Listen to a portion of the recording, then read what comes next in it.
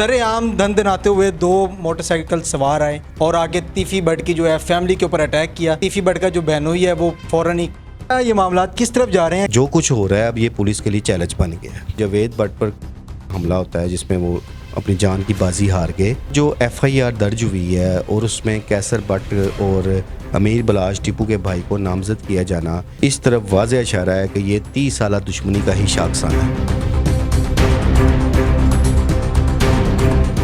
ये पहली दफ़ा ऐसा हुआ है बराह रास्त तीफी बट ग्रुप की जो फैमिली है उसको निशाना बनाया गया है।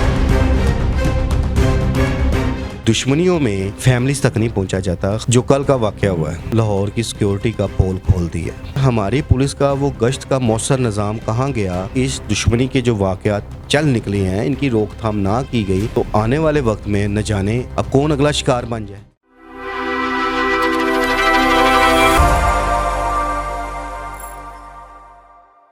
लाहौर में आप लोग जो मामला देख रहे हैं फिर से जो है गैंग वार लाहौर में जन्म लेती हुई नज़र आ रही है। कभी हम अमीर बिलाश का देखते हैं, अभी वो भूले ना थे तो सामने एहसन शाह का आ गया।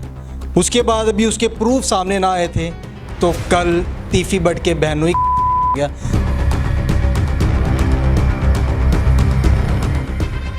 सरेआम धन दनाते हुए दो मोटरसाइकिल सवार आए और आगे तीफी बट की जो है फैमिली के ऊपर अटैक किया। मौके पे तीफी बट का जो बहनोई है वो फौरन ही हो गया। मेरे साथ इस वक्त खुर्रम पाशा साहब सीनियर एंकर पर्सन मौजूद हैं, इनसे बात करते हैं और पूछते हैं सारे मामलात को किस तरह देख रहे हैं। अस्सलाम वालेकुम। जी वालेकुम सलाम। सर कैसे हैं? अल्हम्दुलिल्लाह। तो सबसे पहले तो बहुत आपका शुक्रिया, इतनी मुश्किल से और कीमती टाइम दिया। नहीं कोई ऐसी बात नहीं, भाई हैं आप छोटे। सर क्या ये मामलात किस तरफ जा रहे हैं, कभी अमीर बिलाश, कभी एहसन शाह और कल अब तीफी बट के बहनोई। सबसे पहली बात है अभी आपने आगाज़ में अपने जो जिक्र किया है गैंग वार का, तो अल्लाह ना करे ऐसी कोई सूरत हाल पैदा हो, क्योंकि ये लाहौर है और लाहौर में ऐसे वाक़यात को रोकने के लिए अब पुलिस खासी सरगर्म हो गई है।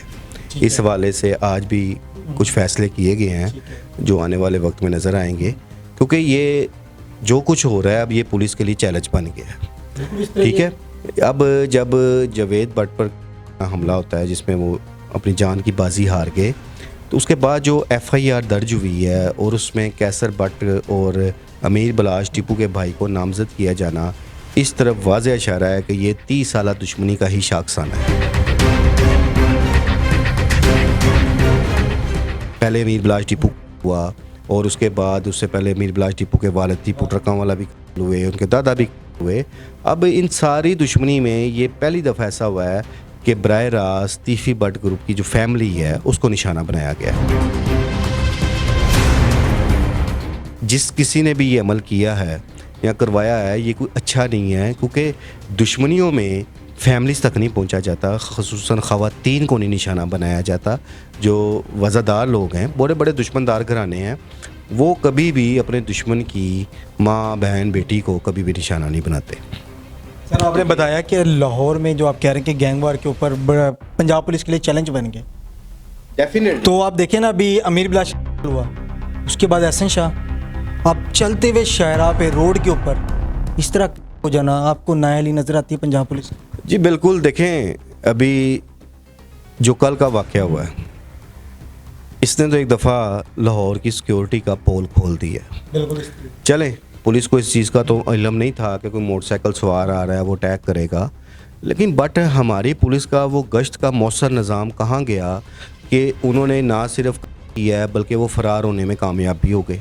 और किस रोड पर हैं कि जहाँ पर VIP मूवमेंट भी रहती है, वहाँ उसी रोड पे कॉलेज यूनिवर्सिटी भी है, उसी रोड पे प्राइवेट स्कूल्स भी हैं, कुछ ही फासले पे आप देखें गज़ाफ़ी स्टेडियम भी है, और उसके अलावा जब उसके अगला एरिया शुरू होता है वो सारा VIP एरिया जहाँ बड़ी बड़ी अहम शख्सियात के घर भी हैं। तो उस एरिया में ऑलवेज़ देखने में आया है कि पुलिस का एक गश्त का निज़ाम होता है। तो लेकिन कल के वाक़े ने उस निज़ाम को जो है बेनकाब कर दिया है कि कोई सिक्योरिटी नहीं है। और ये मैं समझता हूँ ठीक है, ये एक जो दुश्मनी चल निकली है और किसी का भी मर जाना दुश्मनियों में वो एक अफसोसनाक वाक़या होता है। वो चाहे एक ग्रुप का हो चाहे दूसरे ग्रुप का हो, इंसानी जान का जो ज़िया है वो हर किसी के लिए तकलीफ़ का बायस होता है। लेकिन इसमें जो सिक्योरिटी का फुकदान जो नज़र आया है वो एक पुलिस के लिए बहुत बड़ा सवाल है। और इसी वजह वो हाथ की बिना पर अभी आज भी कुछ फैसले किए गए हैं और अल्लाह करे उन पे इम्प्लीमेंटेशन हो। ये कब तक लाहौर में ऐसे मामला चलते रहेंगे? हम कहते हैं लाहौर बड़ा पुरअमन शहर है, सुकून से लोग यहाँ पे रहते हैं, ऐसे दंदनाते हुए किसी को भी देखें ठीक है, बिल्कुल पुरअमन भी नहीं आप कह सकते। लॉ एंड आर्डर की सूरत हाल को इतनी अच्छी नहीं है जहाँ लोगों को चोरियों डकैतियों की वारदातों का ऑलवेज सामना है।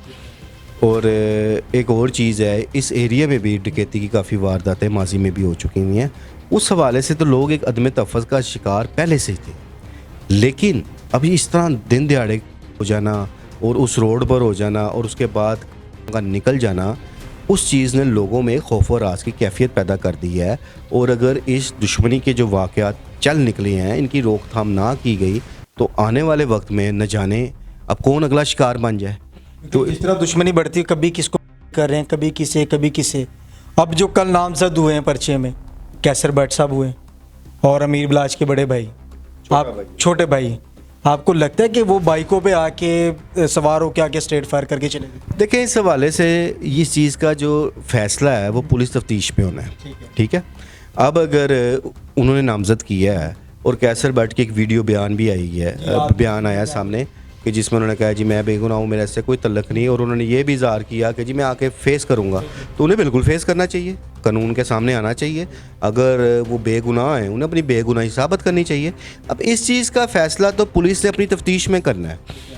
जिनका मरा है उन्होंने नामजद कर दिया है, अब वो ठीक नामजद किया है गलत नामजद किया है, इस चीज़ का फ़ैसला पुलिस तफ्तीश में होना है। उसका फ़ैसला आपने मैंने तो नहीं करना, ना हमें इस चीज़ का इल्म है, ना जो लोग वहाँ से गुजर रहे थे ना वो जानते थे कि कौन लोग आए हैं, उनके लिए तो नामालूम लोग ही थे ना। तो ये चीज़ जो है, अब अगर कैसर भट्ट इस चीज़ का अज़म का इज़हार किया कि जी मैं फेस करूँ, तो उन्हें फेस करना चाहिए।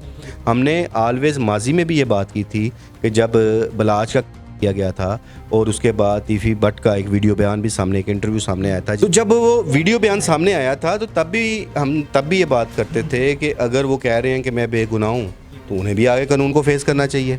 तो सेम बात है कि अब आज इस वीडियो बयान के बाद के जिसमें कैसर भट्ट का कहना है कि जी मैं बेगुनाह हूँ, तो बिल्कुल ये भी कहते हुए नज़र आ रहे हैं कि हम फेस करेंगे, करना चाहिए, बिल्कुल करना चाहिए। देखें ये चीज़ें जो हैं क्लियर होनी चाहिए अब। और दूसरा फिर मेरी वो बात है कि ये जो एक बहाने का सिलसिला और ये रविश चल निकली है, ये किसी भी तौर पे किसी के लिए भी काबिल कबूल नहीं है।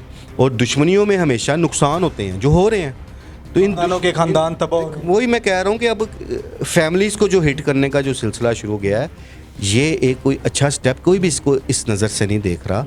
तो उसमें सबसे पहले ये ज़रूरी है कि उन मुलज़मान की गिरफ़्तारी हो कि जिन्होंने ये किया, उनसे तफ्तीश के दौरान ये बात सामने आएगी कि उन्हें कोई ज़ाती रंजिश थी, उनसे किसी ने करवाया है, अगर करवाया है तो किसने करवाया और किसके कहने पे सारा कुछ हुआ, ये चीज़ पुलिस को सामने लानी पड़ेगी।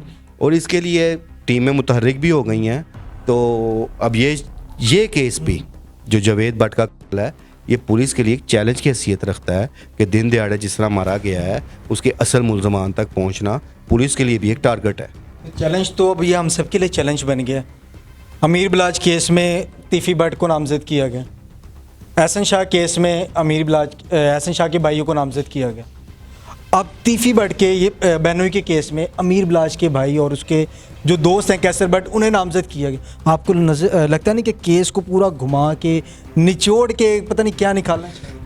देखें इसमें घुमाना, तीनों फैमिली देखें ना, तीनों फैमिली को पकड़ लिए। घुमाना या निचोड़ने वाली बात नहीं है। केस की कड़ियाँ एक ही दुश्मनी के गिर्द घूम रही है। अमीर बिलाश टीपू का जाना, उसके शूटर का मौके पे मर जाना, उसके बाद एहसन शाह वो भी इस केस से जुड़ा किरदार था, उसका इस दुनिया से चला जाना, और अब जावेद भट्ट का कत्ल हो जाना जो ख़ुद उस दुश्मनदार घराने का एक अहम फ़र्द है। और जावेद भट्ट का जो किरदार था तीफी भट्ट ग्रुप में, बहुत एक उनके बातमात साथी थे। वो तीफी भट्ट के ना सिर्फ भिनोई बल्कि कज़न भी थे, गोगी भट्ट के भी वो कज़न है। तो ये एक बहुत कीमती नुकसान हुआ है तीफी भट्ट ग्रुप के लिए कि उनके घराने को ही डायरेक्ट हिट किया गया है। जिसने भी किया है वो अभी ये इस चीज़ का फ़ैसला आप और मैं नहीं कर सकते कि वो कौन लोग थे और किसने कराया क्यों कराया। वही मैंने कहा कि जब असल मुलजमान गिरफ्तार हो जाते हैं जिन्होंने ये सारा वकूआ किया है, तो फिर एक सूरत हाल सामने आएगी कि ये क्यों हुआ। एंड पे जाते जाते ज़रा ये बताएं कि इस केस को आप किस तरह देख रहे हैं और क्या एंड पे निचोड़ के, क्योंकि आपका एक्सपीरियंस भी बहुत ज़्यादा एक्सपीरियंस है इस फील्ड में, आपको क्या आपके एक्सपीरियंस के हिसाब से क्या लगता मुझे जो चीज़ें नज़र आ रही हैं, मैंने फिर पहले कहा है कि कभी भी दुश्मनियों में फ़ायदा नहीं नुकसान ही होता है। तो हमें जो हो गया उससे सबक हासिल करना चाहिए, जो हो रहा है या जो आने वाला वक्त है उसको देखते हुए इन दुश्मनियों का ख़ात्मा बहुत ज़रूरी है, वरना अगर ये ख़ात्मा नहीं होता तो इस लड़ाई में दे ब दे इजाफा होगा और अल्लाह ना करे कि मज़ीद किसी भी घराने का इसमें नुकसान हो। नाज़रीन, आपने खुर्रम पाशा साहब की गुफ्तगू सुनी।